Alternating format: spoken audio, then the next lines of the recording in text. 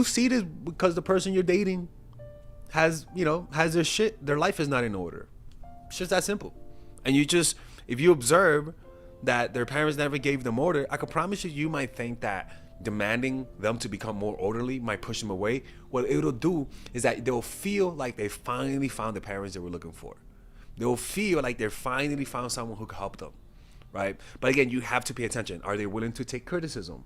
That's very important. If they can't take criticism, the strategy might not work. So that's why you have to really pay attention to the person and not just apply these strategies all willy-nilly. The next one is the impotent child, right? This is the next regression. And now this works if you're dating someone who's older. Like, for example, Samantha Priestley in Sex and the City was dating the super hot guy, right? What the fuck do you mean super hot guy? Sorry. You know what I'm talking about. He was good looking, man. Come on, shut the fuck up, all right? Or you're the girl and you're dating the older guy. This regression is pretty much where you play the impotent child. The child that's wild, the child that needs to be controlled, the child that misbehaves, but also the child that has, and I know that sounds freaking creepy, people, I did not make people, but it has sexual charge to it because, you want to bang them, right? they're an adult, right? But they're acting like a child. So it's almost like a mental fantasy superimposed on a physical one, right? And it's creepy, but, let's not, kink shame, because if we're going to be kink shaming, I want to see your kinks and write them down so I can shame your ass. Because anything that you like that's sexual related has some creepy fucking background to it. You know what I'm saying? If you ever want to apply these strategies with someone that you're dating, you could just work with me one-on-one or scan the QR code where it says work with me. I could give you guys more specific strategies on how to apply these strategies to your situation, because I understand it sounds kind of abstract. So working with me one-on-one could give you guys a quicker roadmap on how to conceptualize and apply these strategies into your life. So if you're going through something, you want to make somebody fall in love with you, or you need some support in terms of like how to do this, how to get them to like you, or even you have some life goals and you want some guidance in that, I could definitely work with you guys one-on-one. So just scan the QR code or click on the description down below where it says work with me one-on-one, or else so yeah, the impotent child. Assume the role of the child, but with sexuality. And an example of that was Marilyn Monroe. She did that with the men, where she hyper sexualized herself by being a child. Ariana Grande does this, right? And even what's his name? Pete Davidson with Kim Kardashian. He was the impotent child. He played the role of the child, but that's sexually charged. And this works when people are older. It works a lot. Right? Now, we could talk about the next strategy, which is borrowing from the future. Okay? Borrowing from the future is we're using future projections.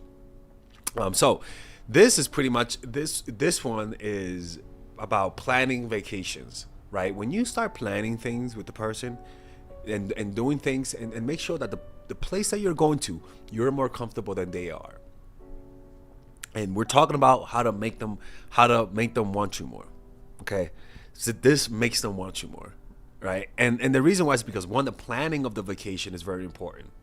The planning of it, the process of planning it, of coming up of different destinations to go to, get them to plan it, get them to look for more details. That act gets them to fantasize and think of you more, and it makes them long that vacation with you, right? So it's important that you make sure that they plan it. Not plan it, but make sure that you pick the destination and make sure that they're involved in the planning process, right? And the reason why is because you want to isolate them from their friends and family.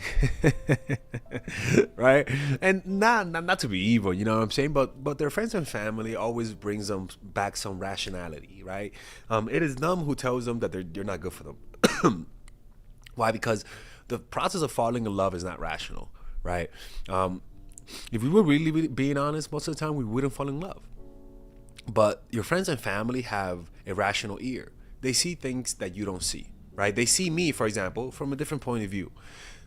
And so because of that, they're the ones that are immune to your charm, right? They bring back a voice of reason, right? So the more they're away from them, the more in love they'll get with you. It's just that simple, right? Now, we're not talking about freaking going cartel mode on them and isolating them. No, we're just, hey bitch, Wanna go on vacation? Okay, I'll go on vacation. You go on vacation with her, you know. She's like, hey, my mom is calling me. Hey, tell mom we're gonna talk later. We're on vacation right now, okay? Like but she says she's dying. Put the phone down, okay?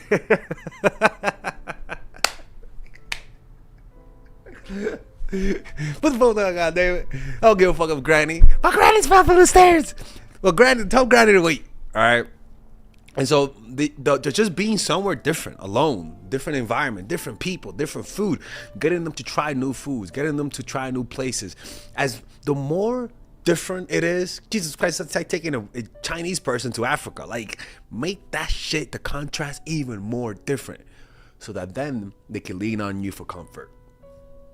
The more different, the more isolated, the more exotic it is, the more they'll lean on you, right? And that will create and increase the attraction, right? I mean, it is evil technically, but I mean, this is pretty much what happens when couples go on vacation.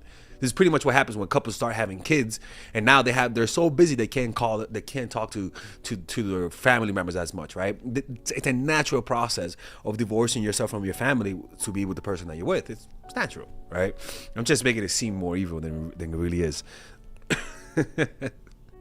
Now the next one is the uncertain future. All right, you're dating them, you're going out with them, and usually the thought of the future, you think of them and you think of it as a consistent future, right? When you think of them, you think of being with them, and it sounds like a consistent future, right? They're there, and so it brings comfort. But one of the things that I noticed is that I was once dating a girl, and she said how she was gonna go to medical school. And she was gonna go to medical school to the Bahamas, and we were dating. I was like, "Bitch, I'm not in the Bahamas. I can't go there, right?"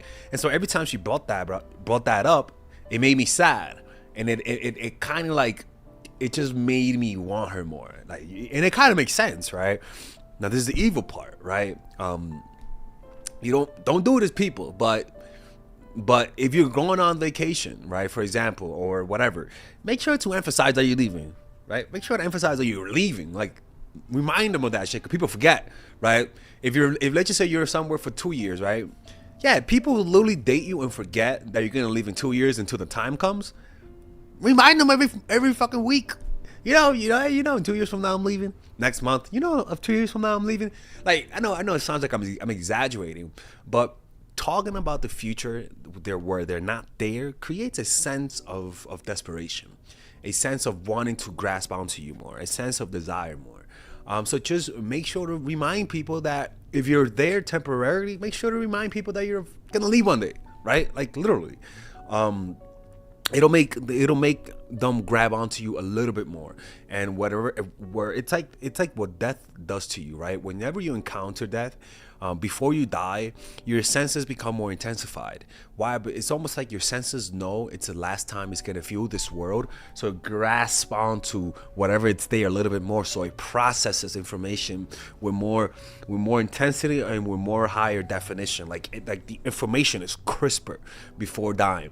This is type of kind of like that, like a metaphor of death, right? Where they know you're not gonna be there one day, so because of that, they sort of, when they look at you with more intensity. When they think of you, they think of you with more intensity. So this strategy works really well. And the last one, just creating tension. Like, all you people out there, a bunch of nice people, like y'all, like I said yesterday in my video, your niceness draws people in, but it loses its effect once they're there, right? Like, niceness draws people. Niceness allows people to forget the bullshit, the negative moments. But it is the negative moments that creates tension. It is the negative moments that creates the electricity. There needs to be tension, right? And it is created by creating a sense of anxiety and suspense. So how do you do that? Conflict. Like, life is conflict. An example of that: we need to talk. The fuck you mean we need to talk? Let's talk tomorrow. Now from today to tomorrow, there's some tension. This happens all the time. Like, if you're in a relationship with someone, you're gonna need to talk to them, and you're not gonna want to do it over text, and you want to have this face-to-face conversation. In that moment, there's tension. Right? Something bad is happening. You don't like the way things are working. You sit down with them and you talk about it. Tension. In other words, conflict resolution, people. Like, if you know how to do conflict resolution and communicate directly, that's enough tension to make them want you more. because the tension, it could potentially mean that they could lose you. Right? And so this is why tension is something that you don't have to do anything bad or manipulative. All you gotta do is exist, have standards, and be willing to call out and be willing to have uncomfortable conversations. And that tension will make them want you more. You know, it always works. Like it's because this is how you grow together, right? You guys find something negative, you work on it, but you're also willing to take criticism. And so if they're willing to work on it and listen to you, and you're willing to do the same, you guys grow together. The more conflict you guys go through, the more emotional connections you build. It's almost like an army that goes through war together, right? The more battles they win, the more cohesion, the greater the group myth, the greater the soldier morale, and the more they'll be willing to fight for each other. But also neurologically is that each time you guys get through conflict, there's more oxytocin, and it creates more of an emotional connection when you reconciliate from the conflict. It's really important, people. Like it's honestly the most important part. Honestly, if you don't know how to have conflict resolution, you are a walking red flag, and you know you're a walking red flag. All right. All right, guys, we're going to have a brief intermission so that I could tell you guys about our new bundle that we're doing, where you guys can purchase all of my courses and get it at a discount. So this bundle is pretty much the bundle where you could just buy all of my courses. You could buy Nice Guy, which is a training course on how to come across more assertive, how to come across more confident, how to not give off nice guy vibes. You guys can get access to Dark Game, which is my full dating course on how to meet women in different scenarios, how to attract women, how to make sure you don't come across as creepy, and essentially how to act like a man and not act like a doofus, to be quite honest with you. And you get all of these bonuses, which is the bonuses of Dark Game, the bonuses of Practical Mastery, which is about how to master a skill, Social Mastery, which is how to master your social life, and the Laws of Human Nature, which is a book club videos that I had dissecting Robert Greene's book. All of this is naturally at around naturally is at $346, but you guys can purchase this bundle and get it at what's the price again?